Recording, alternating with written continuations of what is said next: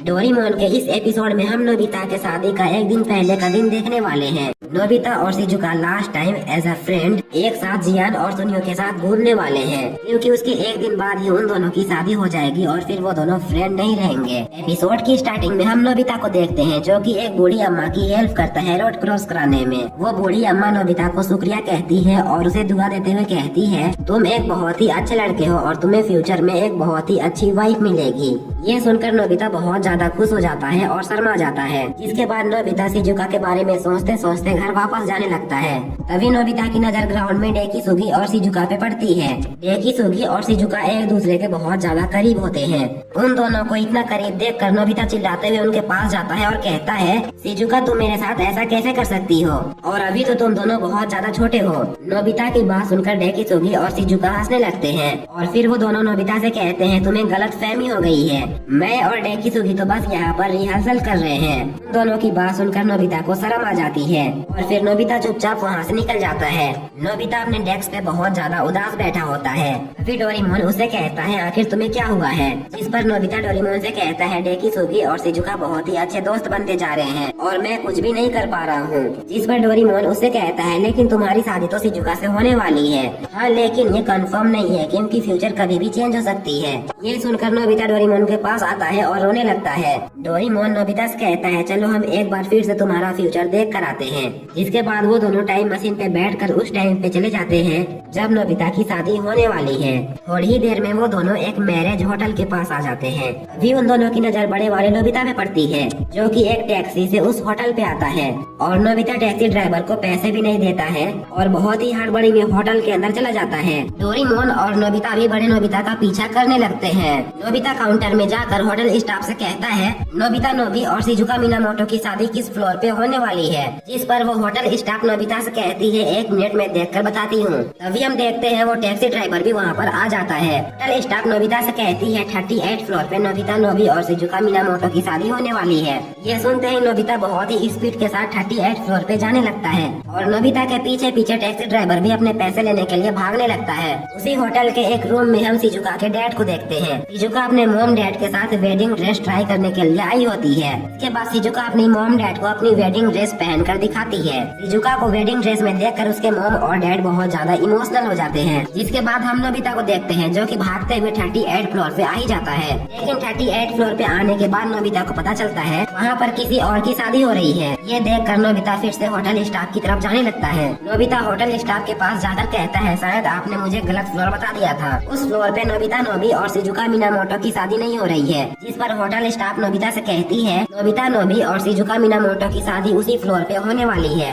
लेकिन इनकी शादी आज नहीं बल्कि कल है। ये सुनकर नोबिता शर्मिंदा हो जाता है। डोरेमोन और छोटा वाला नोबिता उसे अभी भी छुप कर देख रहे होते हैं। डोरेमोन नोबिता से कहता है, आखिर तुम कब सुधरोगे, तुम्हें तो अपनी शादी की डेट भी याद नहीं है। फिर टैक्सी ड्राइवर भागते हुए नोबिता के पास आता है और उससे कहता है, मुझे मेरा पैसा चाहिए। जिस पर नोबिता टैक्सी ड्राइवर से कहता है, मुझे माफ करना, मैं अभी आपका पैसा देता हूँ। ये बोलकर नोबिता अपने पॉकेट से पैसा निकालने लगता है, लेकिन उसे पता चलता है उसने अपने सारे पैसे घर में ही भूल आए हैं और यहाँ पर नोबिता बहुत बुरी तरीके से फंस जाता है। वो टैक्सी ड्राइवर नोबिता से बार बार अपने पैसे मांग रहा होता है। अभी वहाँ पर शिजुका और उसके मॉम डैड आते हैं। शिजुका नोबिता को देखकर सीधा उसके पास जाती है और उससे पूछती है, यहाँ पर आखिर क्या हो रहा है। जिस पर नोबिता सारा मैटर शिजुका को बताता है और सारा मैटर जानने के बाद शिजुका उस टैक्सी ड्राइवर को उसके पैसे दे देती है। नोबिता यहाँ पर भी शिजुका के फैमिली के सामने शर्मिंदा हो जाता है। अभी हम छोटे नोबिता और डोरेमोन को देखते हैं। नोबिता डोरेमोन से कहता है, हम तो मेरे शादी के दिन आने वाले थे, लेकिन हम मेरे शादी के एक दिन पहले कैसे आ गए। जिस पर डोरेमोन उससे कहता है, ये शायद टाइम मशीन की खराबी की वजह से हुआ है। फिर हम देखते हैं शिजुका की फैमिली और नोबिता उस होटल से बाहर आ जाते हैं। जिसके बाद शिजुका के मॉम डैड वहाँ से चले जाते हैं और शिजुका नोबिता से कहती है, क्यों न हम पैदल चलते चलते थोड़ा सा घूमे, और फिर वो दोनों पैदल घूमने के लिए निकल जाते हैं। डोरेमोन और नोबिता भी उनका पीछा करने लगते हैं। शिजुका और नोबिता बात कर ही रहे होते हैं, तभी नोबिता की नजर एक बिल्ली पे पड़ती है जो बिल्ली रोड क्रॉस करने की कोशिश कर रही होती है।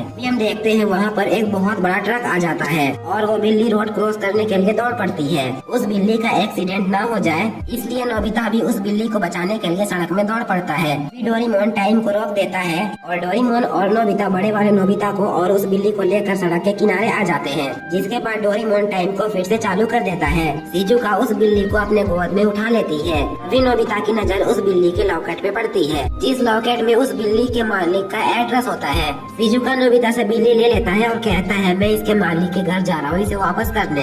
इस पर शिजुका कहती है मैं भी तुम्हारे साथ जाऊंगी और फिर वो दोनों एक साथ उस बिल्ली के मालिक के घर जाने लगते हैं। डोरेमोन और नोबिता अब भी उन दोनों का पीछा कर रहे होते हैं। थोड़ी देर बाद नोबिता और शिजुका उस बिल्ली को लेकर उसके मालिक के घर पहुंच जाते हैं और नोबिता बेल बजाने लगता है। वहीं पर एक औरत होती है जो कि नोबिता के हाथ में उस बिल्ली को देखकर भागते हुए उनके पास आ जाती है। वो औरत नोबिता और शिजुका को बताती है इस बिल्ली का मालिक अमेरिका जाने वाले हैं और उनका फ्लाइट 4 बजे है।